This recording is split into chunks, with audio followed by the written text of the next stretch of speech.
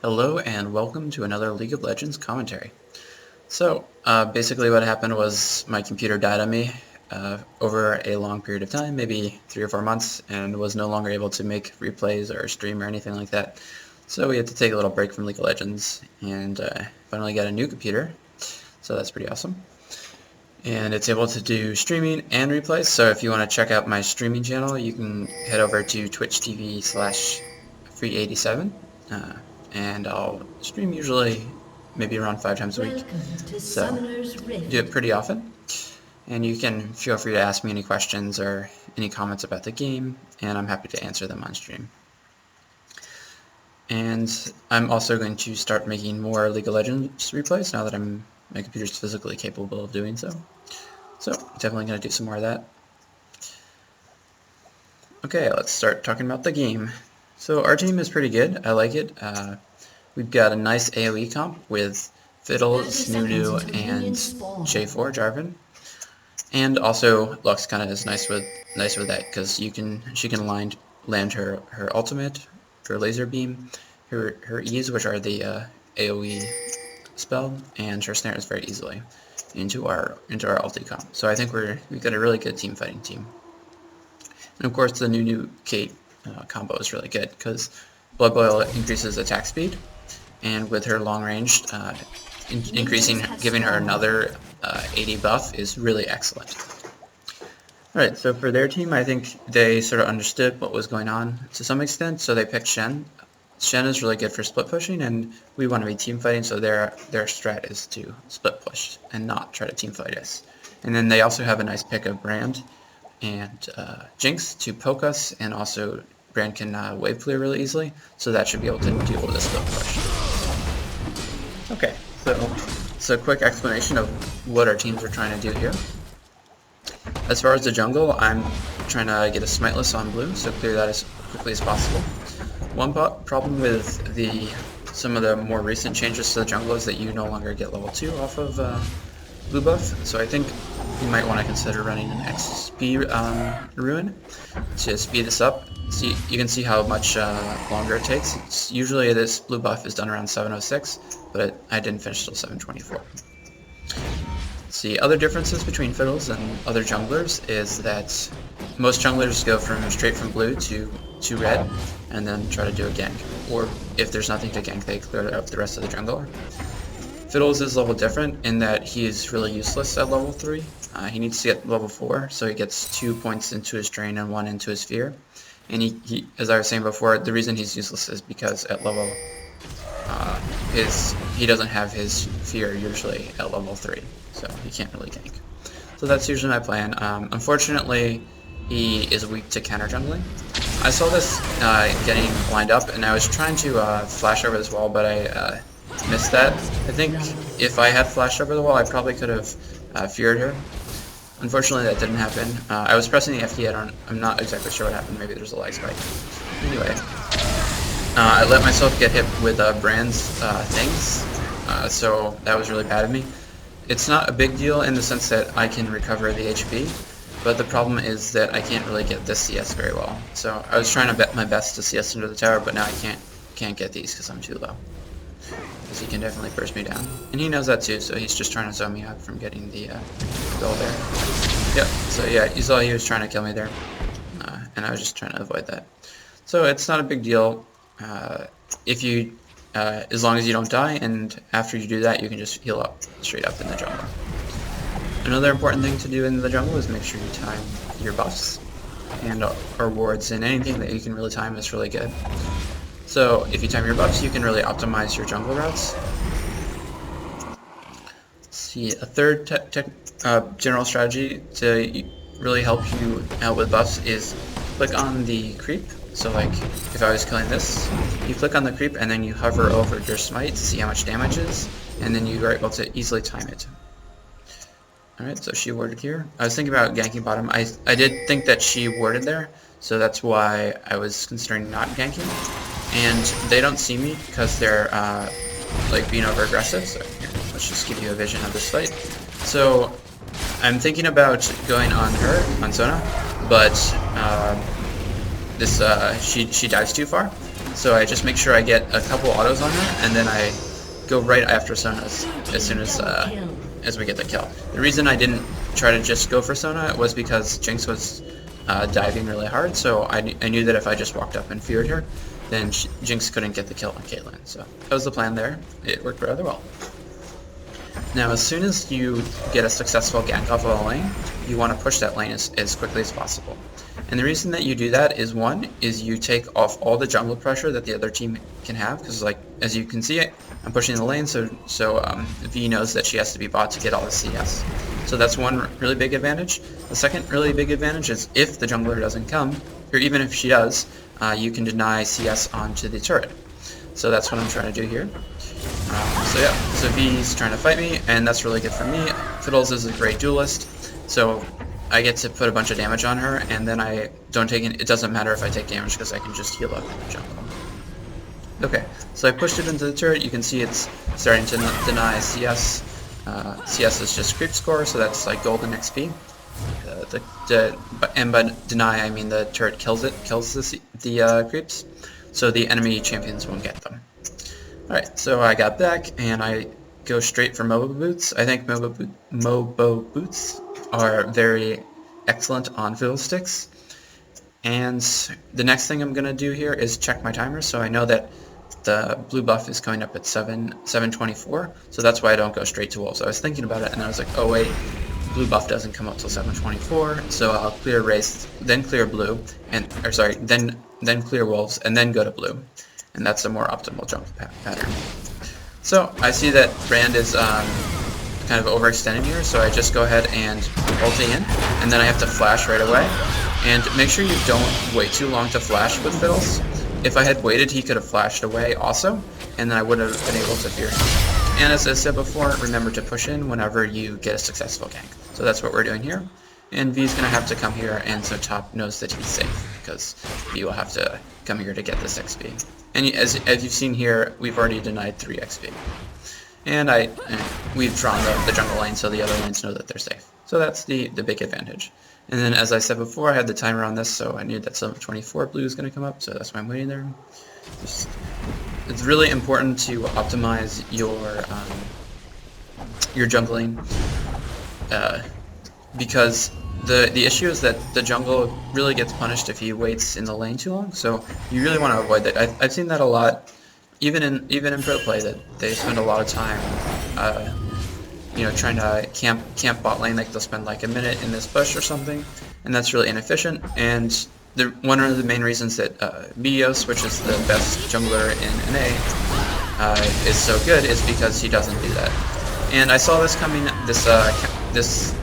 That V was gonna dive, so I immediately counter jungled. That's a really good thing that you can do with Fiddles, and there are some other junglers that are pretty good at counter jungling, but I think Fiddles is one of the best because he can ulti in, so that's kind of like a little flash that he can use whenever his ulti's up. But yeah, so you make sure you do that, and as you saw there, I was clearing out Wraiths, and then as soon as I saw this happening, I ran right away. So if you can respond, make sure you respond right away and don't hesitate. But if you can't, then just give up and do something else. Like get more CS. So that's another major thing that I've seen people do, is that they sort of hesitate and they're like thinking about trying to help someone or not really thinking about it, or trying to get more CS in the jungle or something like that. And here, as I said before about wasting time, I get this pink ward so that the enemy champion doesn't know I'm here, and I know that I'm not wasting time by being here. Unfortunately, they know I'm here because I passed over ward over here, so that's the issue. One thing is that you should ping your team to let them know that you're bottom, and that way that they know that they should let Jinx push. And I quickly realized that Jinx is not going to push up, so I go ahead and go to my red right away. And unfortunately it's warded. So I should have smited, I guess. Yeah. Okay. And then I see V there, so I just make sure I chase her out of the jungle. And as soon as that happens, I know that it's okay. And I thought that she had ran here, so that's why I was going there to make sure that I kill her if she does so. And I didn't actually realize how strongly our stuff is warded, and they kind of don't realize it either. But here I'm just making sure I stack my stuns and make sure I kill her in the right time. So it was pretty straightforward gank. I think that they knew, and I probably shouldn't have wasted my time ganking there, but it was successful. And again, whenever you get a successful gank, make sure you go ahead and take more objectives. Here I wanted to go straight to Dragon, but J4 was fighting in the mid, so I make sure that I go there. And since my E has the longest range, I make sure I get that and finish her off with an easy auto. And again, we've had a successful gank, so you really want to make sure you take objectives as soon as that happens. So we're going to go to Dragon.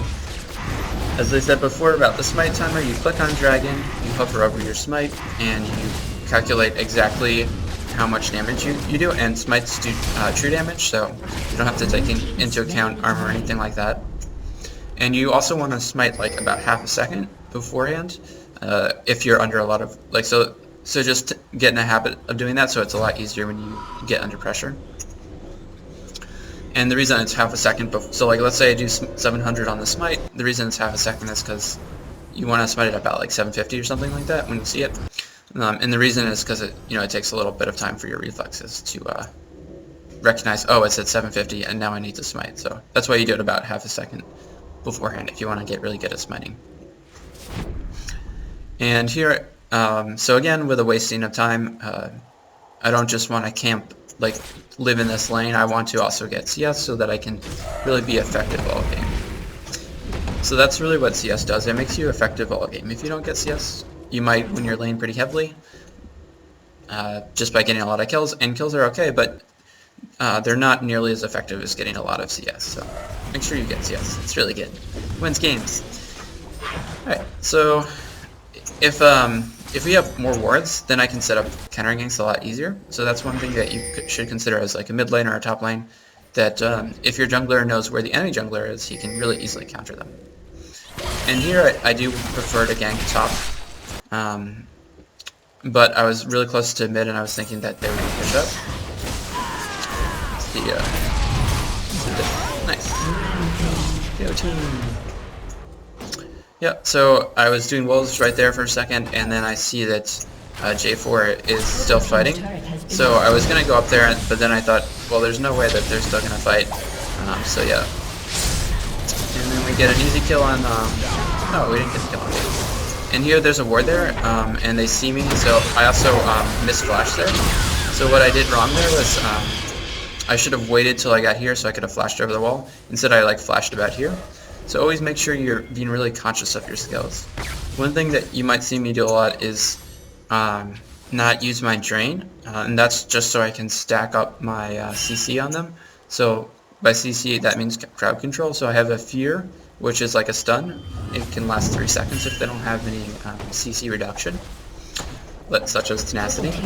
And sometimes I won't use my drain just so I can time my silence, which is my E, Dark Wind, perfectly so that I get the maximum amount of CC. But that's just something that you'll learn, like how to stack your skills properly. Another example is like that you should keep in mind is, let's say you're facing Fiddlesticks and let's say I'm Jarvan. I want to wait to use my Flag Toss combo, which is a knockup, until Fiddlesticks. So as soon as Fiddlesticks starts using his drain, then you use the spell. So that's one thing that's going to separate you from like a higher level player from a lower level player. They really are. They recognize when to use the skill and when not to use the skill.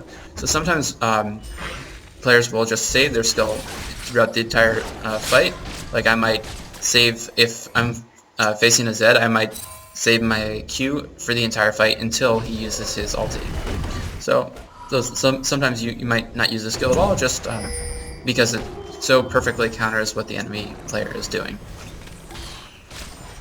Alright, so this is a classic way to gank with Fiddles, is to come up through the lane, and as soon as they push out, you just ulti in. So here I'm going to wait at the top, and as soon as I see that, I just fear him. I knew he was going to try to ward into this bush, so that was just what I was waiting for. As soon as he does that, I have to immediately respond and fear the guy, and that's an easy kill.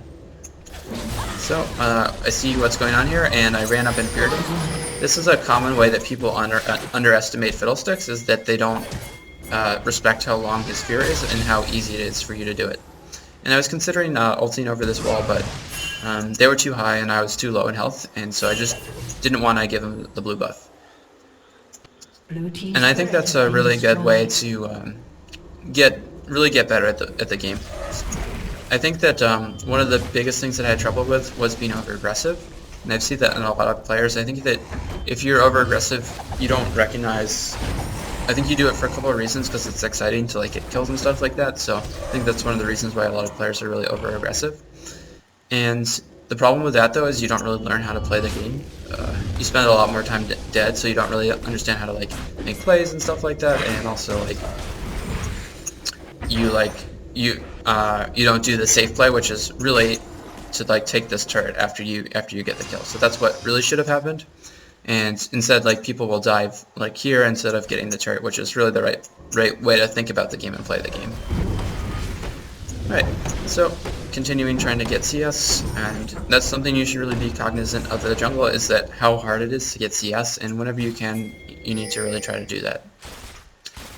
Unfortunately, this is warded, but this is a classic way to gank also as Fiddlesticks. So as I showed you before, one way is to come up the lane, and the other way is to go up to this tri-bush and then dive onto the turret, and it's going to be an easy kill. I saw that Sona was dead basically, so I wanted to go after Jinx, and that forced her flash, so that was what I was trying to do there, and then I just let the rest of my team clean up the fight there. Here I know that Brand is here, so I don't want to check this bush because he does a lot of damage. So it's not a good idea to stick to your teammate if you're fighting against the Brand. So I also have the dragon timer, so I let my team know it's going to come up at 52. So I just ping this and let them know that there's going to be a free dragon. And this shows you really the power of timers. Like, I think our team would have backed, and they could have potentially stolen it if we didn't have the dragon timer. It's going to give your team a lot of gold and really let them snowball. So this is also how you close out games. So it's really frustrating to have games thrown on you. Like when you're really ahead, like we are, it's really frustrating to have a game thrown. So I was trying to back, but I see they're trying to fight here, so I just run up to support them. I see that nothing's happening, so then I just run back. But as I was saying before about how frustrating losing a game that you've basically already won is, I think one of the major ways you can do that is, one, buy wards. So if you're ahead, make sure you buy wards and ward everywhere. And number two is buy an oracles. And that's like the same concept is, which I've done right here. I bought an oracles. Is that the concept here is I'm gonna clean up all their wards, give us vision, so they have none. And then that really lets us set up ganks in their jungle, so like we can, this is not really the best bush to camp, but so like one of these two, if you ward both sides, they have to walk through your wards, and then you can get an easy kill. So that's really a great way to finish out the game. And now I just pop the oracles, check for wards here. And once these wards go down, I see one right here, it's really risky for Jinx to push up, and she really can't do that anymore. So it's not just that you can get ganks and it makes it prevents them from like ganking you. It's also that it makes the ADs a lot more it makes it a lot more risky. And here this was a big mistake on my part. One is that I walked back into the I think I canceled his ulti. Yeah, I did cancel I did mess up his ulti by using my Zenya, so that was good. But the issue was that I got killed for free, basically, and I walked into his W. So yeah, that's an issue of overextension there. Happily, our team is like very ahead, so like even though I misplayed a lot, they got over aggressive, and we get a triple kill off of this.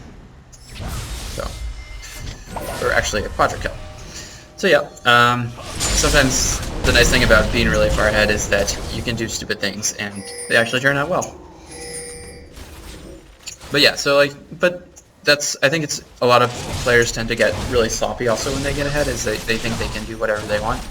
And it's kind of fun to dive people like when you're really ahead, but like, I think it's more fun to win. So it really depends on like what your perspective is.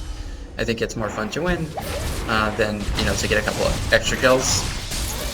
And just by like keeping in mind that you have a predilection to do that, it makes it a lot easier for you to avoid this behavior. You know, like getting really sloppy when you get ahead. So this is really sloppy play. There's we don't know where the team is, so they should just back. Like we don't have wards. There could have been 5 here if they try to fight. It could be a 5v3, and it's really easy to avoid this. You know, you just back, buy some wards, get set up, and they can't do anything about it. All right, so we know the blue's up. I can't. This is another example of sloppy play, is that we cannot actually do this blue. So I just backping Nunu to let him know that this is not a good idea. And yeah, so like we're ahead, we might think we're invincible, but we're not. And I would like to smite it, but they focus it down really fast with 4 members.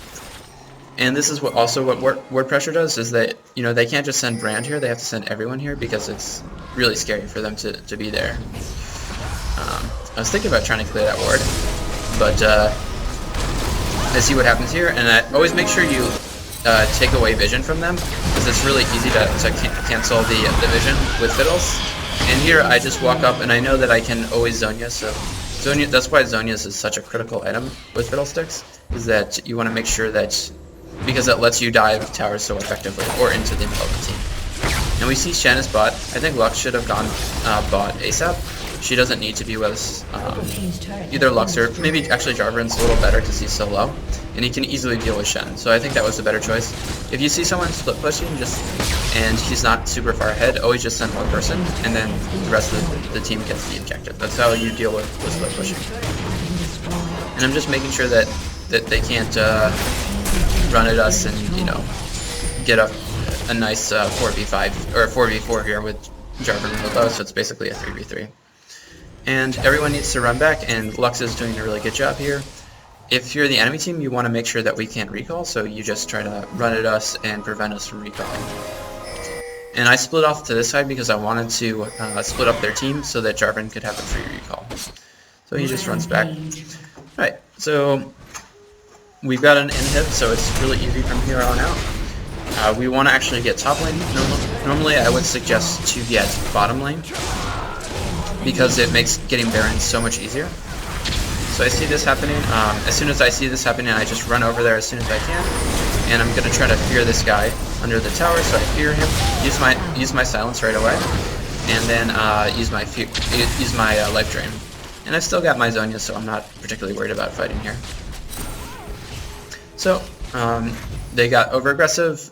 What I was talking about, sloppy play. It's really easy to avoid that, and it's really going to increase like how you'll be amazed how much it increases like your win percentage.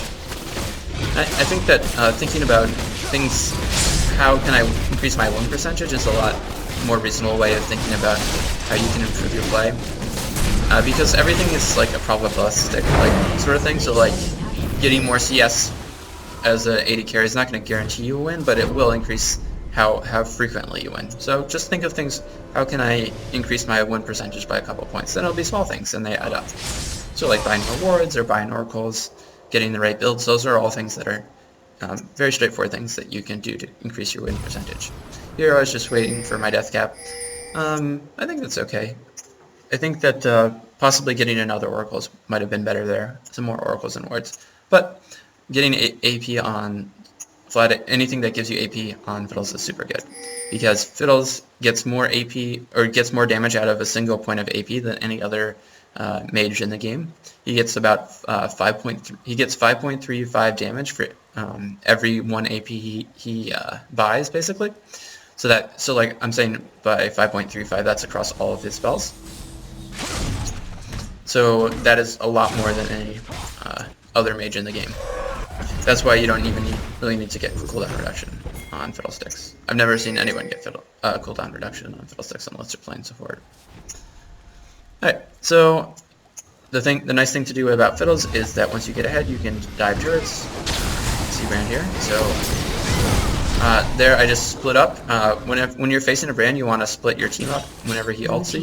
So Caitlyn should have also gone the opposite way as me. It's really easy to do, and as long as you're paying attention, it's really easy. Alright, so I see that Jinx is overextended, but the issue here is that my HP is really low, so I make sure that I heal up on this race, and as soon as I finish the race, I'm going to run up here. So make sure that you're not too low, and here I'm just making sure that they don't have vision on me, and this was a little bit bad because, and I overextended a little bit, that's okay,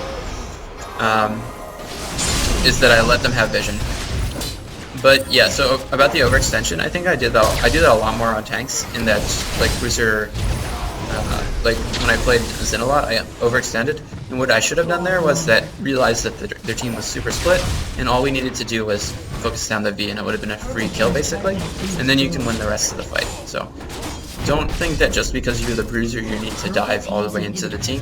If someone, is really overextended, just help your team focus them down, and if anyone tries to dive on your team, then use your CC from your Bruiser to win. And now it's just an easy win for our team. We just need to focus down these 2 turrets, and it should be the game. So if you have any comments or suggestions, feel free to leave them in the comments of the YouTube, and I'm always happy to listen to people's suggestions and try to incorporate them into my stream. So I hope you guys had a good time, and there shall be more replays coming up pretty soon.